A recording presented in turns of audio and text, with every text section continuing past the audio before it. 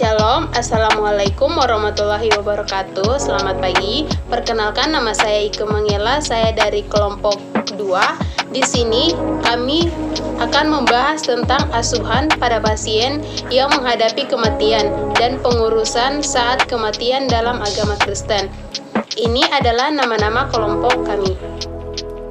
Kehilangan atau loss adalah suatu keadaan ketika individu berpisah dengan sesuatu yang sebelumnya ada atau dimiliki, baik sebagian atau keseluruhan. Kehilangan tidak selalu berkaitan dengan kematian, tetapi bisa juga karena kehilangan kesehatan atau fisik dan mental. Kehilangan pekerjaan, status, kehilangan harta benda, ditinggalkan anak-anak karena menikah atau pindah rumah, dan lain-lain. Berta Simon menyatakan bahwa kematian seseorang dianggap sebagai kehilangan yang paling berat. Hal ini menjadi peristiwa yang sangat menguncang pikiran yang merupakan awal dari proses duka cita. Kematian melenyapkan segala kemampuan manusia. Kematian adalah sesuatu yang belum dimengerti manusia, sesuatu pengalaman yang tidak dapat terjejaki. Namun, di sisi lain, kematian juga menyadarkan manusia untuk mengevaluasi nilai-nilai pribadi untuk mendapatkan nilai tentang hidup, yakni kemampuan untuk melihat berbagai kenyataan dan pengalaman yang saling berkaitan agar hidup lebih bermakna. Membuat perspektif ini dapat menjadi salah satu pengalaman paling konstruktif yang memperkaya dan memenangkan hidup.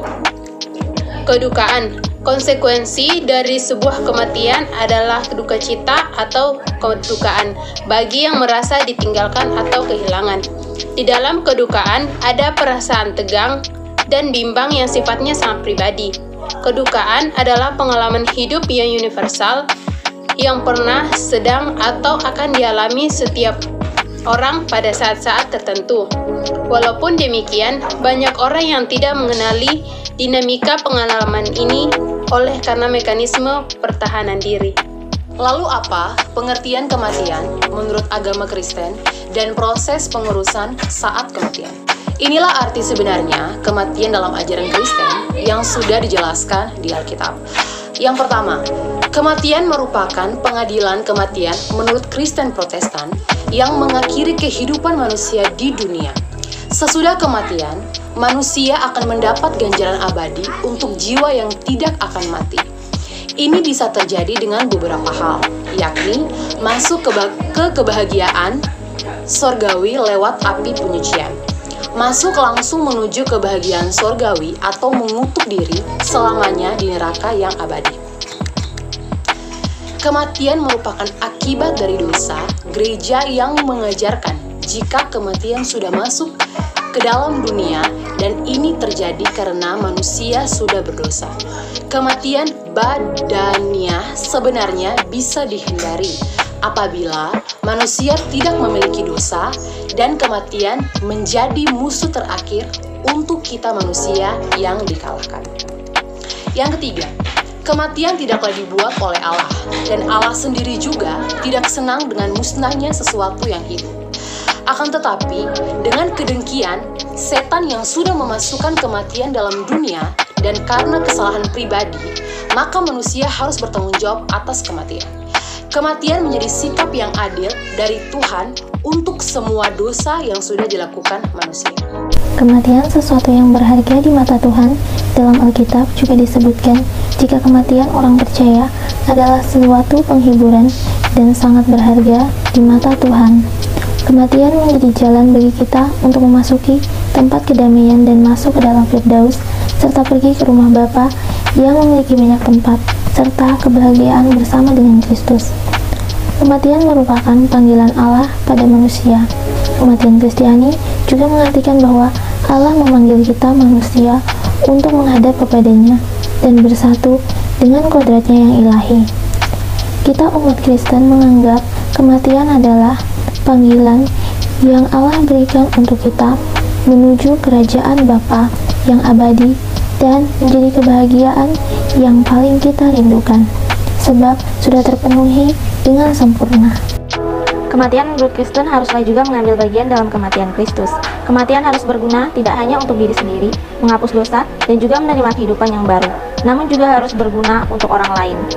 Kematian menjadi jalan menuju kebahagiaan dan juga kemuliaan. Dengan melewati kematian, maka ini menjadi titik akhir pembuangan manusia di kehidupan di dunia dan menjadi pengantar kita menuju rumah Bapa di surga yang kekal. Pesan firman Tuhan untuk tema tersebut diambil dari Injil Markus ayat 8 pasal ke-36. Apa gunanya seorang memperoleh seluruh hidup di dunia tetapi ia kehilangan nyawanya?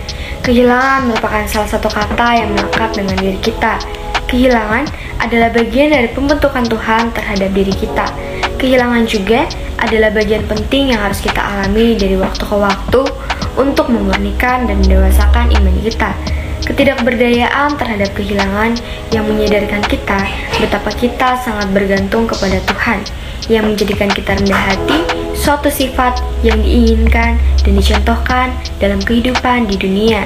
Tindakan pada pasien yang menghadapi kehilangan. A. Tahap pengingkaran. Memberikan kesempatan kepada pasien untuk mengungkapkan perasaannya dengan cara 1. Mendorong pasien untuk mengungkapkan perasaannya. 2. Meningkatkan kesabaran pasien secara bertahap tentang kenyataan dan kehilangan. Apabila sudah siap secara emosional, menunjukkan sikap menerima dengan ikhlas. 3. Mendorong pasien untuk berbagi rasa dengan cara agan-agan, akan dengan penuh perhatian dan minat yang mengenai apa yang dikatakan oleh pasien tanpa menyinggung atau menghakimi. 4. Menjelaskan kepada pasien bahwa sikapnya dapat timbul pada siapapun yang mengalami kehilangan selanjutnya. 5. Memberikan jawaban yang jujur terhadap pertanyaan pasien tentang sakit pengobatan dan kematian dengan cara menjawab pertanyaan pasien dengan bahasa yang mudah dimengerti, jelas, dan tidak berbelit-belit. B. Tahap marah. 1. Mengizinkan dan mendorong pasien untuk mengungkapkan rasa marahnya secara verbal tanpa melawannya kembali dengan kemarahan hal itu, yang dapat dilakukan dengan cara ia menjelaskan kepada keluarga pasien bahwa sebenarnya kemarahan pasien tidak ditujukan kepada mereka. Yang kedua, mengizinkan pasien untuk menangis. Yang ketiga, mendorong pasien untuk membicarakan rasa marahnya. C. Tahap penerimaan. 1. Menghibur keluarga yang mengalami keduaan. Kedua, memberikan kesempatan pada pasien untuk menangis dan mengungkapkan perasaannya. Ketiga, membantu keluarga berbagi rasa karena setiap anggota keluarga tidak berada pada tahap yang sama. Dan yang terakhir, 4. Membahas rencana setelah masa perkabung terlewati. Selanjutnya, pengurusan jenazah menurut agama Kristen. Mari kita simak bersama. Pengurusan jenazah menurut agama Kristen, sebelum melakukan proses ini harus diawali dengan doa. Yang pertama, memandikan jenazah. Memandikan jenazah dilakukan di ruang permandian jenazah sebesar 5x3 oleh anggota yayasan atau pihak keluarga. Proses pemandian jenazah dilakukan ketika sudah sampai di rumah persemayaman atau rumah duka. Pemandian dilakukan oleh 1 atau 2 orang tergantung kondisi dari jenazah. Yang kedua, memakai pakaian jenazah. Jika jenazah seorang gadis, dipakaikan baju pengantin. Jika perempuan atau laki-laki yang sudah menikah, dipakaikan dress dan jas. Yang ketiga, merias jenazah. Merias jenazah dilakukan di ruang rias jenazah oleh 1 orang anggota yayasan. Dalam hal ini, merias jenazah adalah merias wajah dan rambut. Setelah selesai merias, jenazah dibawa ke aula atau ruang persemayaman dan dimasukkan ke dalam peti. Yang keempat, mengawetkan jenazah. Pengawetan jenazah dilakukan ketika jenazah selesai dimandikan dan mengenakan pakaian lengkap. Pengawetan jenazah ini diperlukan untuk mencegah pembusukan dan adapun tata cara antara lain, yang pertama dalam mengawetkan jenazah harus ditanamkan untuk menghormati sikap tubuh jenazah yang diawetkan. Yang kedua, cuci jenazah atau memandikan jenazah dengan larutan desinfektan. Yang ketiga, baringkan jenazah dalam posisi supin atau terlentang. Yang keempat, buka pakaian dan semua perhiasan yang dipakai jenazah. Yang kelima, hilangkan kuku mayat. Apabila ada kuku mayat, hal tersebut harus dilawan untuk mengurangi ketegangan otot. Otot yang tegang maka akan meningkatkan tekanan ekstravaskular sehingga akan terjadi pengalian cairan pengawet dari dalam tubuh darah ke tempat yang tidak semestinya. terakhir, aturlah posisi penampilan mayat, tutup mata dan mulut jenazah. Yang terakhir adalah buatlah campuran cairan pengawet. Biasanya dibutuhkan 3 liter cairan untuk mengawetkan mayat. H. Pilih tempat suntikan. Tempat terbaik untuk menyuntikkan cairan pengawet adalah pada vena femoralis. Hal ini karena pada lokasi tersebut menyebabkan tekanan yang diterima pada kepala sama pada kedua sisinya. Pada orang tua sering mengalami sklerosing, maka tempat suntikan dilakukan pada pembuluh karotis karena lebih dekat dengan pusat sirkulasi. I. Tempat pengaliran cairan pengawet paling baik yaitu pada vena jugularis interna karena lebih dekat dengan atrium kanan jantung yang merupakan pusat pertemuan vena seluruh tubuh. J.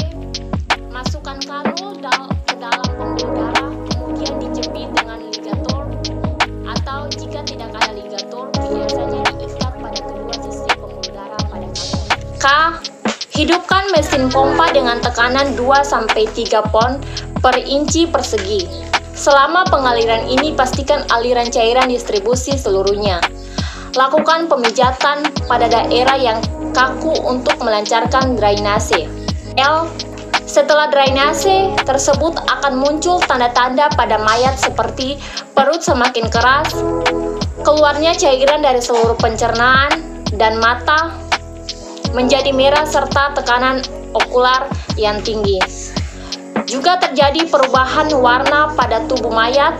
Jika terdapat tanda-tanda tersebut, maka proses drainase dapat dihentikan dan kanul dicabut secara hati-hati dan diikat untuk mencegah keluarnya cairan pengawet tersebut.